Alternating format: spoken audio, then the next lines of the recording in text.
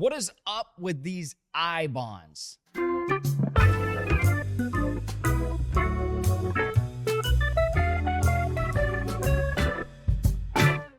Hey, it's Eric with Jazz Wealth Managers.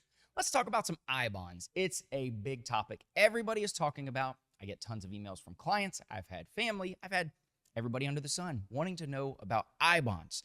So I want to go through that with you, tell you a little bit about it. I'm going to be sipping a little bit of my coffee out of my Jazz Wealth Managers cup. A little behind the scenes, I was moving. I'll have to make a video on this, talking about selling my house.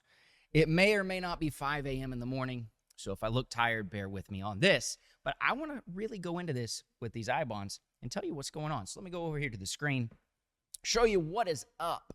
So if you go to treasurydirect.gov, that's where you're going to actually find I bonds. You're going to find the opportunity to buy them. But there are a lot of different things with this. So when it comes to I bonds, first, there's a lot that can be broken down on this site. You're able to find a lot of the information. But the biggest thing is that you can only buy $10,000 a year per person. Now, if you have minor children, you can buy it for them, and that would allow you to buy another $10,000. If you're married, you could buy $10,000 for your wife or your husband or whatever the case is. So you have a lot of opportunity to buy multiples of these. Another thing that you can also do, and this is a little secret with it, but something you could do is you can actually use your tax refund and buy even more I bonds. So you are only allowed to buy $10,000 a year, but then you can use your tax refund to buy up to an additional $5,000.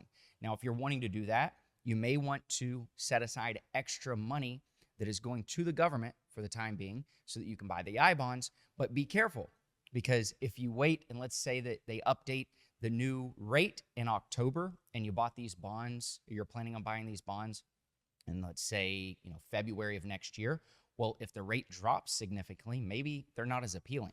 So let me show you a little bit more with this right this second.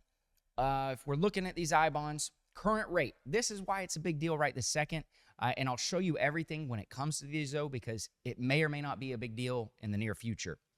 I bonds rate right this second, if you bought $10,000, you get a 9.62% rate.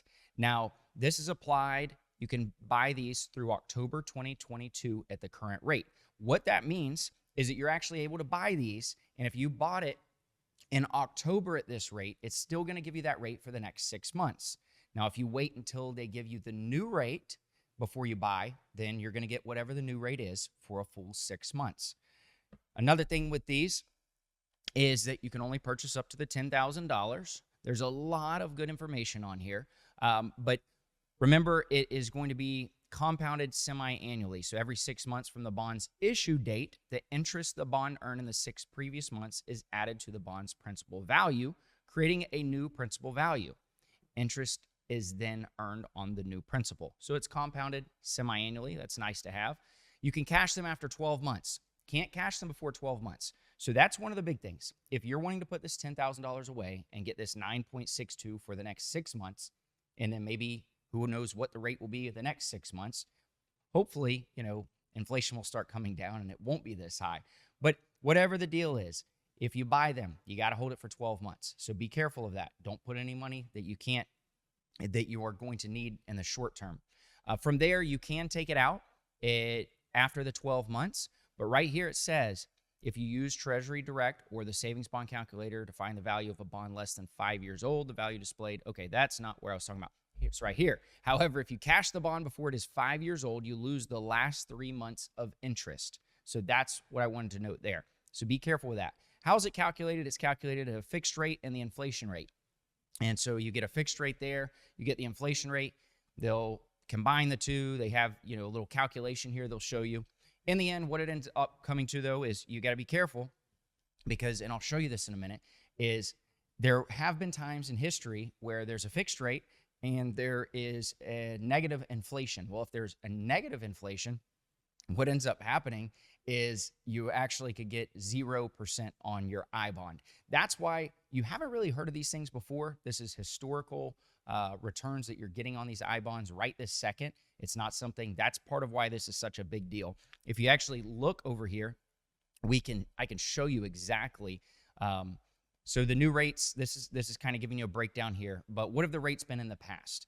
Well, if we break it down, the fixed rate for bonds issued in the 6 months after the date, the fixed rate, has been zero here, goes down. You kind of keep scrolling down, down here, let's say May 2001, the fixed rate was 3%. So you have different things there. And inflation rates. So here's your inflation rates, 4.81%, 0.7. Look right here, May 1st, 2015, negative 0.8%. So that's where I'm starting to talk about. These things haven't really been that attractive in years past. It's not something that's giving you these crazy rates that we're seeing right this second that we have seen. So this is just giving you a little snapshot there. Let me also show you over here. So if you actually go to treasurydirect.gov where you can buy these things, this gives you a little bit more of a breakdown. What is an I bond? Is it taxable? So it's taxable from the federal government side. It is not taxable by state tax. So that is a great opportunity for you if you live in a state that has state tax. There's the opportunity possibly to use this for education, and you don't have to even pay federal tax. That's something that you really want to look into. Minimum purchases, $25. Paper is $50.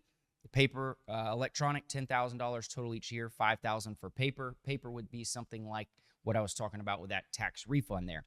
So that's a little bit about the I bonds, just so you know. Thanks for watching. If you want to watch more FinTips videos, click here. Be sure to like and subscribe also.